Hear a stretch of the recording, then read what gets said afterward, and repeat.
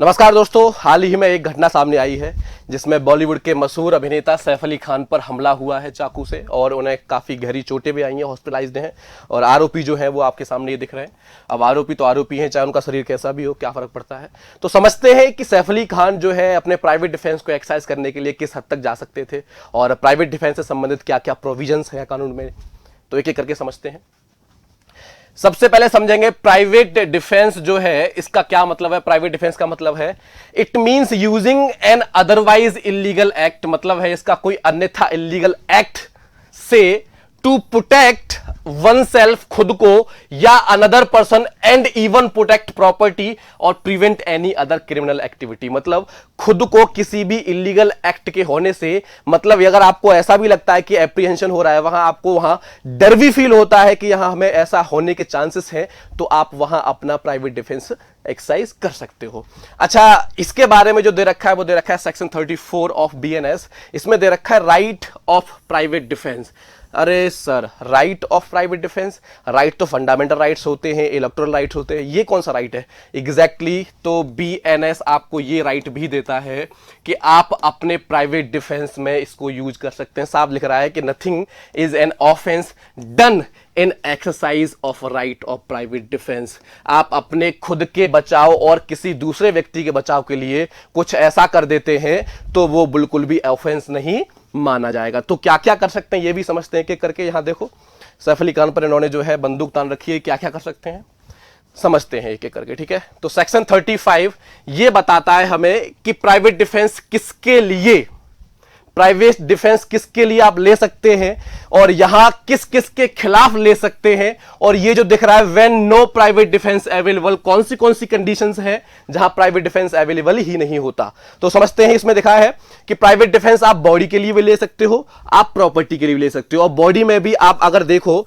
तो sir self भी हो सकता है प्लस अदर के लिए भी हो सकता है। आप खुद की बॉडी को प्रोटेक्ट करने के लिए पीडी कर सकते हो, आप दूसरे की बॉडी प्रोटेक्ट करने के लिए भी प्राइवेट डिफेंस ले सकते हो। आगे बात करेंगे कहां आप डेथ कॉज कर सकते हो, कहां किसी को ग्रीवियस हर्ट कर सकते हो, ये समझेंगे अभी।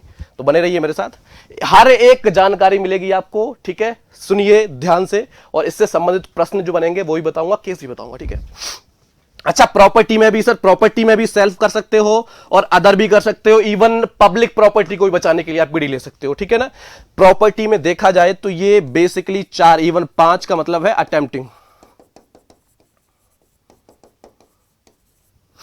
इवन 5वां जो है, इन चारों को अटेम्प्ट करने भर में ही आप जो है पीडी ले सकते हो। फॉर एग्जांपल अगर आप थेफ्ट, अगर आपको लगता है कि आपके घर में थेफ्ट हुई है तो उस चोरी को बचाने के लिए भी आप जो है प्राइवेट डिफेंस ले सकते हो। रॉबरी हुई है तो आप उसको बचाने के लिए प्राइवेट डिफेंस ले सकते हो। मिसचीफ, कोई भी ऐसी शरारत हुई है उसको बचाने के लिए आप जो है प्राइवेट डिफेंस ले सकते हो।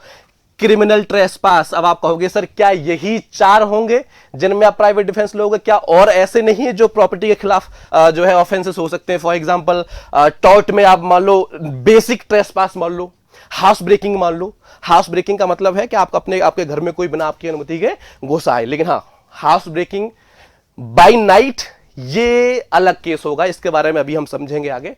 तो अभी बने रहे मेरे साथ, ठीक है। तो theft, robbery, mischief, criminal trespass और इन चारों को अटेम्प्ट करने भर पर आपको प्राइवेट डिफेंस मिल जाएगा। समझे आप, आगे चलते हैं। किस किस के खिलाफ आपको प्राइवेट डिफेंस मिलेगा। सबसे पहला व्यक्ति तो आपको दिख ही रहा है, पर्सन कॉजिंग हार्म, वह व्यक्ति जिससे आपको नुकसान हो सकता है। मतलब ये हमारे सीधे ऑफेंडर की बात कर रहा है, ये सीधे ऑफेंडर की बात कर रहा है। मतलब कोई भी व्यक्ति हो सकता है जिससे आपको ऐसा लगता है, जिससे आपको ये डर है, आपको एप्रीहेंशन है कि इस व्यक्ति से मुझे कोई नुकसान हो सकता है, ठीक है। सेकंड केस में हमारे पास है अनसाउंड माइंड। अनसाउंड माइंड वाला व्यक्ति, कोई भी, अनसाउंड माइंड का मतलब है कोई भी व्यक्ति जो दिमाग से सही नहीं। अब कोई व्यक्ति दिमाग से सही नहीं है, चाकू लेके आंख में पीछे भाग रहा है, कोई व्यक्ति जो अनसाउंड माइंडेड है चाकू लेके पीछे भाग रहा है, आप उससे सिंपैथी दिखाओगे, अरे यार बेचारा पागल है, क्या गलती है इसकी, ये तो नेचुरली है। अब वो आपको चाकू घोंप दे, आप खड़े रहो, नहीं, ऐसा नहीं है। आप उसके खिलाफ जो है प्राइवेट डिफेंस एक्सरसाइज कर सकते हो। तीसरा है माइनर, बच्चे जो 18 साल से कम होते हैं उनके खिलाफ भी आप जो है प्राइवेट डिफेंस ले सकते हो। अब बच्चा है, आपको अगर ये तो बड़ा ही प्यारा बच्चा, आप गए कहीं ससुराल गए, ससुराल में बड़ी भाई साहब जीजा की इज्जत है, वहां बच्चा है, अरे फूफा जी फूफा जी फूफा जी, बच्चा वहां लेके आया, कोई चम्मच निकोली फूफा के पेट में घुसड़ दी ऐसे, तो यहां पर भी आपको प्राइवेट डिफेंस लेने का अधिकार है। जोक्स अपार्ट, यहां बच्चों को 2 चमेट लगाओ, भगा दो, ठीक है। तो सिंपल सी बात है, किसी माइनर के खिलाफ भी आप जो है प्राइवेट डिफेंस ले सकते हो। इंटॉक्सिकेटेड पर्सन, कोई भी ऐसा व्यक्ति जो सनकी है और अब भाग रहा है आपके पीछे लेके भाई साहब तलवार के, आज नहीं छोड़ूंगा, तो उससे बचने के लिए भी आप जो है प्राइवेट डिफेंस ले सकते हो। मिसकंसेप्शन मतलब कोई भी बाई मिस्टेक कुछ गड़बड़ होता है। फॉर एग्जाम्पल, गलत फहमी, मान लो मेरा एक दोस्त है और मेरा दोस्त मुझे सरप्राइज करने आ रहा है। दोस्त छोड़ो, मान लो आपकी कोई गर्लफ्रेंड है और गर्लफ्रेंड ऐसी नहीं है जैसा आप चाहते हो, या हो सकता है उसने कुछ पहन लिया हो, ऊपर से ज्यादा मेकअप लगा लिया हो, और वो केक लेके आई है और आपने देखा कि सामने कोई ऐसा व्यक्ति है जो आपके हिसाब से अच्छा नहीं, आपको लगा कि ये मेरे घर में बॉम्ब फिट करने आया है कोई, क्योंकि उसने मेकअप लगाया था, आप पहचान नहीं पाए, तो आपने क्या किया, उस पर हमला कर दिया। तो आप यहां भी जो है प्राइवेट डिफेंस इसके खिलाफ भी आप ले सकते हो। बाई मिस्टेक हुआ है, देखो इसमें भी जनरल रूल में भी आपने देखा होगा, अगर आप लॉ पढ़ते हो पहले, तो जनरल रूल में भी आपको दे रखा है mistake by law and mistake by fact. इसके बारे में कभी किसी और वीडियो में पढ़ेंगे, बहुत अच्छा है, किसी और वीडियो में पढ़ेंगे, अभी यहां समझते हैं, ठीक है ना। तो आप गलत फहमी के लिए भी आप जो है प्राइवेट डिफेंस ले सकते हो। अगला है सेक्शन 37। इसमें बताया गया है when no private defence available. Private defence कहां का अवेलेबल नहीं है, तो पहला कह रहा when there is no reasonable apprehension, जहां कोई खास डर नहीं दिखाई दे रहा। अब आप ये कहो कि मुझे हो सकता है अगली सरकार बदलेगी तब जो है मुझे ये फांसी पर चढ़ा देंगे, उससे पहले क्यों ना मैं इसको मार दूं। नो, ऐसा बिल्कुल नहीं है। आप अगर ऐसा करोगे तो पहले ही आपको जेल भेज दिया जाएगा और आपके खिलाफ हो जाएगा चार्ज, ठीक है। तो यह ध्यान में रखना बहुत जरूरी है कि किन किन केसेस में आपको और कितना प्राइवेट डिफेंस लेना है। ऐसा नहीं कि मतलब अब वो आया और उसने, आप उससे बचने के लिए आपने क्या किया, उसे डर दिखाया, आपने बंदूक दिखाई, लेकिन अगर वो भाग गया, आप फिर भी उसके पीछे भाग रहे हो, कह रहे रुक भाई साहब नहीं छोड़ूंगा। यहां क्या है, यहां आपने प्राइवेट डिफेंस यूज करके एक क्राइम कमिट करने की कोशिश कर रहे हो, तो भाई साहब आप पर चार्ज लगा दिया जाएगा। तो सिंपल सी बात है। आगे का है नॉट अगेंस्ट पब्लिक सर्वेंट।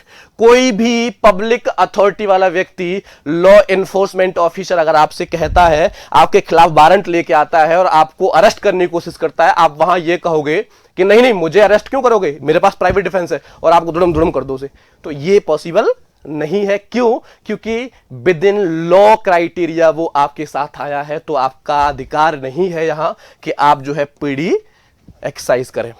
आगे है there is time to recourse protection from public authority.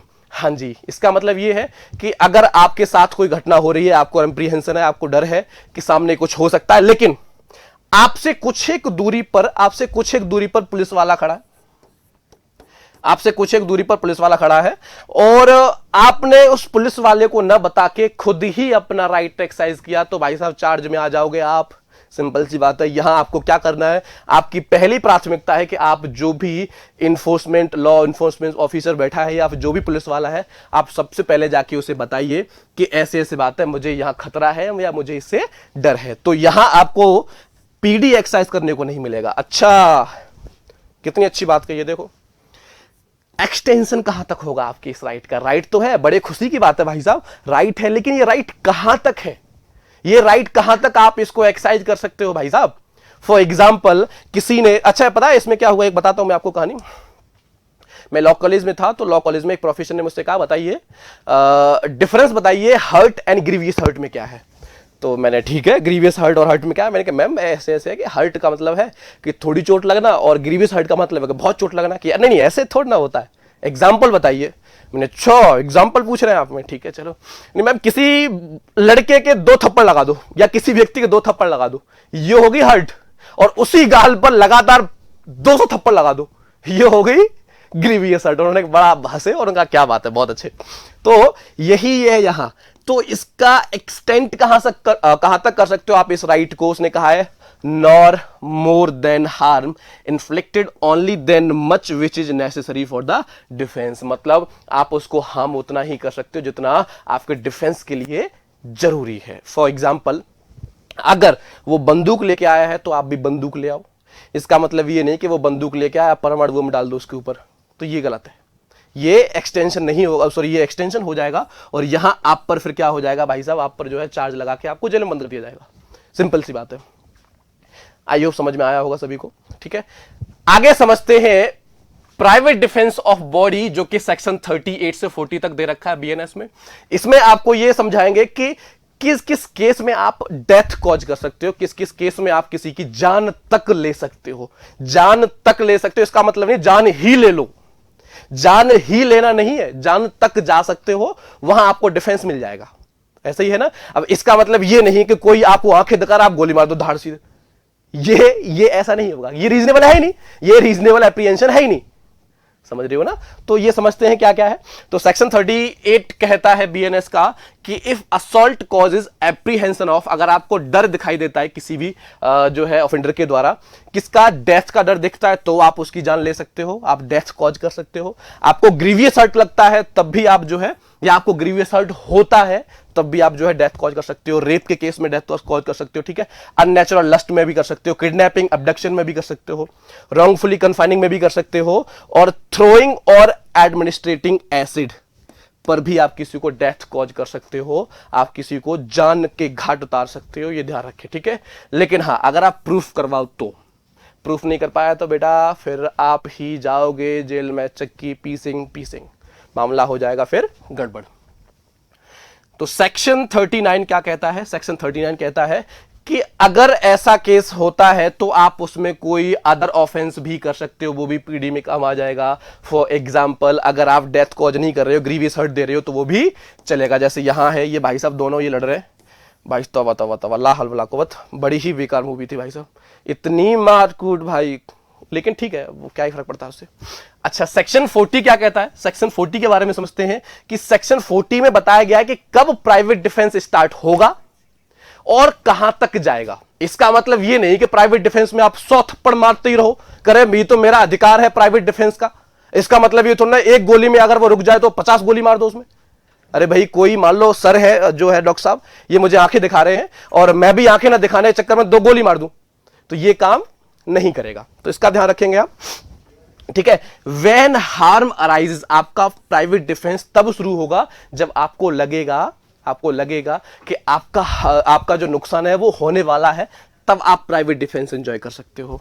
अच्छा, कहां तक रहेगा, टिल हार्म कंटिन्यू, जब तक आपका हार्म कंटिन्यू है। जैसे ही आपको खतरा, जैसे ही आपका एप्रीहेंशन खत्म, जैसे ही आपका हार्म खत्म हो गया, जैसे ही किसी ने चाकू देना बंद कर दिया और सब कुछ शांत हो गया, उसके बाद आपका बिल्कुल भी काम नहीं करेगा। फॉर एग्जांपल मैं कह दूं आपसे कि मान लो वो अपना जो है कबीर सिंह भाई, ठीक है, तो कबीर सिंह की प्रीति को किसी ने छेड़ दिया, मूवी देखी होगी, नहीं देखी होगी देख लो, अच्छी मूवी है। कबीर सिंह की प्रीति को किसी ने छेड़ दिया, प्रीति बेचारी रोती रोती आई कबीर सिंह के पास, तो कबीर सिंह भनभनाता हुआ कहा किसने मेरी बंदी को हाथ लगाया, फिर भाई से बंदे धोए। तो यहां पर क्या है, यहां पर यह मामला गलत हो जाएगा। यहां पर प्राइवेट डिफेंस आप अपने लिए और किसी दूसरे के लिए एट अ टाइम ही ले सकते हो। आप बाद में जाके प्राइवेट डिफेंस लोगे तो यह काम नहीं करेगा, यह बदले की भावना से हो जाएगा। ये क्या हो जाएगा, ये बदले की भावना से हो जाएगा। तो सेक्शन 40 यही कहता है आपसे कि ये शुरू कब होगा और अंत कब होगा। ये शुरू तब होगा जब आपको हार्म अराइज होगा।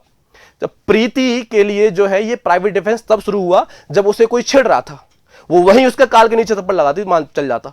लेकिन उसने क्या किया, वो अपने बॉयफ्रेंड के पास गई कबीर सिंह, उसे बताया कि ऐसे ऐसे तुम्हारी बंदी को किसी ने छेड़ा है, और वो भाई साहब ततारोस में आके वो गया वहां। तो ये जो है ये बदले की भावना है, ये जो है आपका पीढ़ी में काम नहीं आएगा। तो आई होप ये समझ गए होंगे सारा क्या है प्राइवेट डिफेंस, कैसे करना है। ठीक है, लेकिन हाँ सोच समझ के प्राइवेट डिफेंस आप उतना ही करोगे जब तक आपको हार्म पहुंच रहा है। जैसे ही हार्म पहुंचना बंद हो गया, आप प्राइवेट डिफेंस आपका एक्सरसाइज होना भी बंद हो जाएगा। अगर आप ऐसा करते हो तो वो इंटेंशन मानी जाएगी कि बदले की भावना से कर रहे हैं आप। ठीक है ना, आगे समझते हैं। अच्छा, सेक्शन 37 से संबंधित एक केस भी है जिसमें state of UP versus Ramswaroop 1974 में आया था। इस केस का मतलब है कि इसमें एक व्यक्ति था रामस्वरूप, ठीक है, एक व्यक्ति था रामस्वरूप, और जो है वो एक मुनीम जी के यहाँ फल लेने जाते थे ये।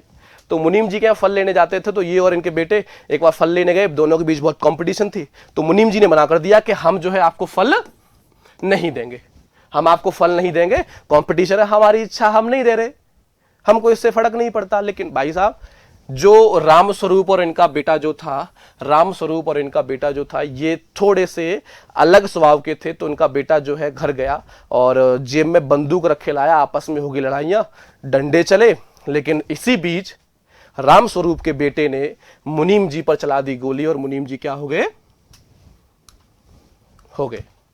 तो अब इस केस में जो हाई कोर्ट है उन्होंने बताया, ऑनरेबल हाई कोर्ट ने इस पर वर्डिक्ट दिया और बोला कि देखो भाई, मुनीम जी की जो मृत्यु हुई है वो इसलिए हुई है, हालांकि इस केस में कोई प्राइवेट डिफेंस नहीं दिया जाएगा। क्यों नहीं दिया जाएगा?